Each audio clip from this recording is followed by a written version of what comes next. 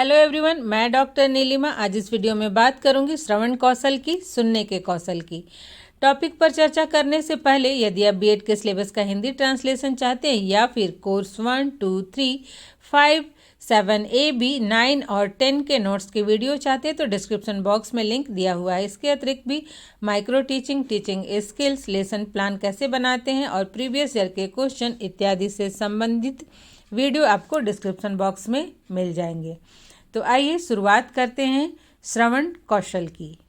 सुनने का संबंध भाषा से ही होता है। भाषा ही वह माध्यम है जिससे हम सब अपने विचारों को, भावों को एक दूसरे के सामने अभिव्यक्त करते हैं और भाषा सीखना मनुष्य की स्वाभाविक प्रवृत्ति होती है। जन्म के कुछ महीने बाद ही बच्चे अपने माता पिता, भाई बहन एवं संपर्क में आने वाले व्यक्तियों का अनुकरण करते हैं। स्वाभाविक रूप से भाषा को सुनते हैं, समझते हैं एवं भाषा सीखने लगते हैं। सबसे पहले बच्चे अपने माता पिता या परिवार के अन्य सदस्यों की भाषा को सुनते हैं, उसे समझते हैं, उसका अनुकरण करके धीरे धीरे बोलना सीख जाते हैं। यद्यपि विद्यालय भेजने से पहले माता पिता भी अनौपचारिक रूप से बच्चों को पढ़ना लिखना सिखाते हैं, किंतु बच्चे जब विद्यालय जाना प्रारंभ करते हैं तब भाषा ज्ञान की औपचारिक शिक्षा प्रारंभ होती है। उन्हें पढ़ना तथा लिखना सिखाया जाता है। इस प्रकार से एक बालक द्वारा भाषा सीखने का जो स्वाभाविक और मनोवैज्ञानिक क्रम होता है वह है सुनना, बोलना, पढ़ना एवं लिखना। अर्थात बच्चा सबसे पहले अपने घर के लोगों से भाषा सुनकर वो उसे समझता है और सीखता है और वो बोलना प्रारंभ करता है। मतलब पहले सुनता है फिर बोलता है। उसके बाद तब बच्चों को पढ़ना सिखाया जाता है और तब लिखना सिखाया जाता है। तो इस तरह से ये भाषा सीखने का एक स्वाभाविक क्रम भी है और मनोवैज्ञानिक क्रम भी। अब हम देखेंगे श्रवण या सुनने का क्या अर्थ होता है। तो ऐसे तो हम सभी जानते हैं कि जब भी कोई ध्वनि हमारे कान में जाती है तो हम उसे सुनना कहते हैं, लेकिन भाषा के संदर्भ में जब कोई व्यक्ति हमारे सामने अपने भावों एवं विचारों को मौखिक भाषा के माध्यम से बोलकर अभिव्यक्त करता है और हम कान से सुनकर उसकी भाषा के ध्वनियों, शब्दों, भाव एवं विचारों को समझते हैं और ग्रहण करते हैं तो हमारी यह क्रिया सुनना या श्रवण कहलाती है। अर्थात हम दूसरे शब्दों में कह सकते हैं कि कानों द्वारा ध्वनि को ग्रहण करके मस्तिष्क द्वारा उसकी अनुभूति करने एवं ध्वनि, शब्द, भाव तथा विचारों को समझने को ही सुनना या श्रवण कहते हैं। मतलब सुनना केवल सुन लिए नहीं, जो वो सामने वाला बोल रहा है उसको समझना भी सुनना है। उसको जब हम समझते हैं तभी हम कहते हैं कि हाँ, हम सुन रहे हैं। हमारे यहाँ एक कहावत प्रचलित है, भैंस के आगे बीन बजाए और भैंस रही पगुराए। अर्थात भैंस के आगे बीन बजाने से कान में उसकी आवाज़ तो जाती है लेकिन वो उसे मस्तिष्क के द्वारा ग्रहण नहीं कर रही है, वो नहीं सुन रही है। तो वैसे ही जब भी हम सामने वाले की बात को, ध्वनि को, वो जो भी बोल रहा है मस्तिष्क के द्वारा ग्रहण करके उसकी अनुभूति करते हैं, उसको समझते हैं, तभी हम उसे सुनना कहते हैं। जैसे क्लास में भी मान लीजिए टीचर कुछ पढ़ा रहे हैं, लेक्चर दे रहे हैं और बच्चे हल्ला कर रहे हैं, तो वहाँ क्या है, बच्चे नहीं सुन रहे हैं, टीचर की बातों को अपने मस्तिष्क में वो ग्रहण नहीं कर रहे हैं। तो इस तरह से जब मस्तिष्क में ग्रहण करते हैं सामने वाले की बात को तभी हम उसे सुनना कहते हैं।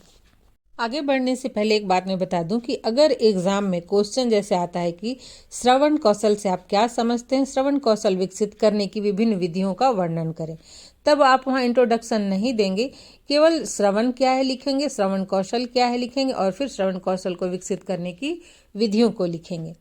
तो आइए देखते हैं श्रवण कौशल या सुनने का कौशल क्या है।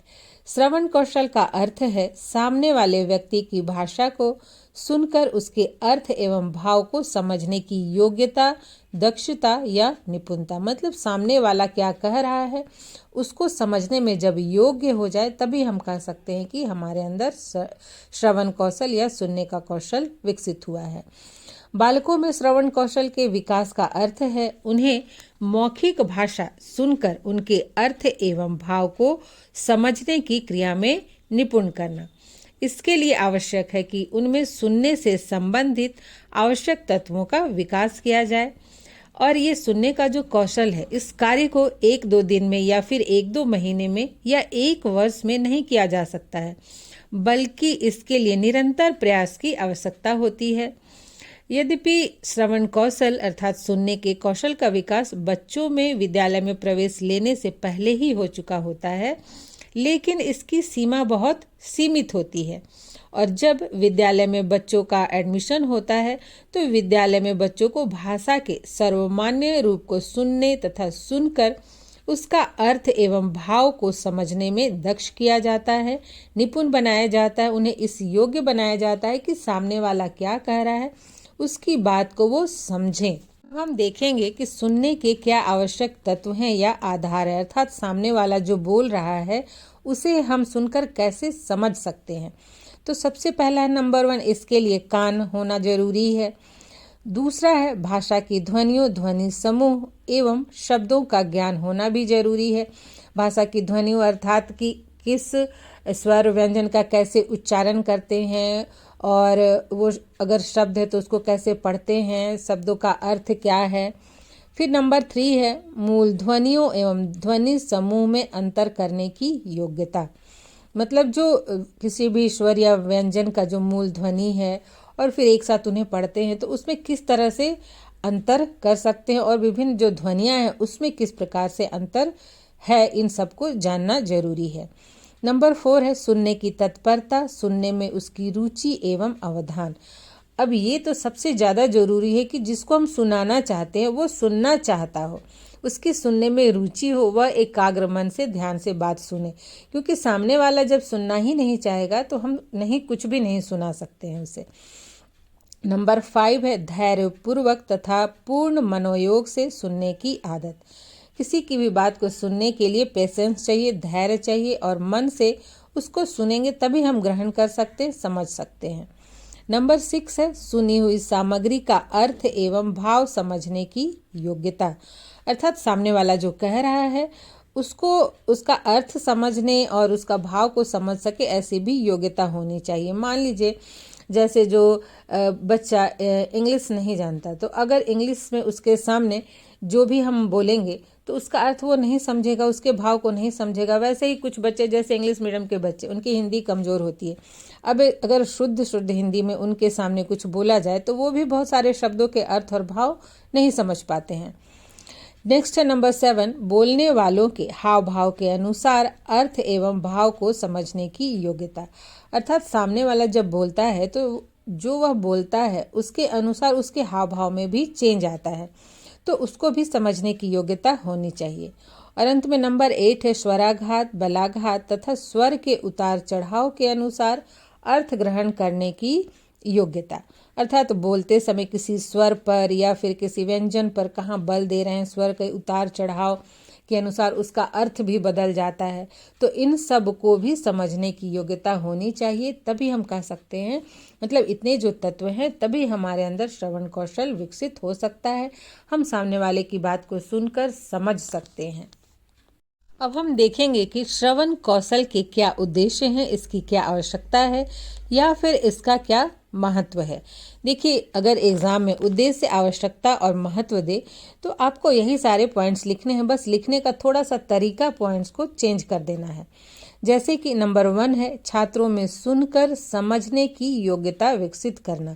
अगर उद्देश्य आता है तो आप ऐसे लिखेंगे, लेकिन यदि आवश्यकता आता है तो आप लिखेंगे छात्रों में सुनकर समझने की योग्यता विकसित करने हेतु आवश्यक। और अगर महत्व आता है तो आप लिखेंगे छात्रों में सुनकर समझने की योग्यता विकसित करने में सहायक। तो देखिए, लास्ट में केवल 2 वर्ड चेंज कर दे रहे हैं, तो आप आवश्यकता और महत्व में भी इसको लिख सकते हैं। तो श्रवण कौशल का उद्देश्य होता है कि छात्र सामने वाले की बात को सुनकर समझ सके, ऐसी योग्यता विकसित हो सके। नंबर 2 है सुनी हुई बातों में से अच्छी बातों का चुनाव करने की योग्यता विकसित करना, अर्थात हम तो बहुत सारी बातों को सुनते हैं, लेकिन उनमें से अच्छी बातों का चुनाव करने की योग्यता विकसित हो, ये श्रवण कौशल का उद्देश्य है। यहाँ अगर लिखना हो तो आप यहाँ भी लिख सकते हैं कि चुनाव करने की योग्यता विकसित करने में सहायक या विकसित करने हेतु आवश्यक। थर्ड है सुनी हुई बातों में से विशेष बातों को समझना, या सुनी हुई बातों में से विशेष बातों को समझने हेतु आवश्यक, या फिर बातों को समझने में सहायता करना या सहायक।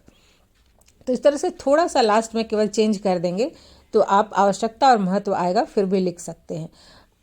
अब जैसे कि जो बातें सुन रहे हैं उसमें कुछ महत्वपूर्ण बातें होती हैं, टीचर ही अगर पढ़ाते हैं तो उसमें से कुछ मुख्य बिंदु होते हैं जिसे कि हम लिखते जाते हैं और समझते हैं।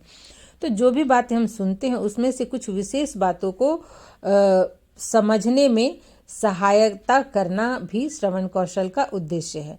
नंबर 4 है बातों को सुनकर उनका अर्थ ग्रहण करना, अर्थात बातों को सुनकर छात्र उन बातों का अर्थ ग्रहण कर सके, इस तरह की योग्यता का विकास करना भी श्रवण कौशल का उद्देश्य है। नंबर 5 है ध्वनि और शब्दों के शुद्ध उच्चारण को सुनकर उनका सही अनुकरण करना।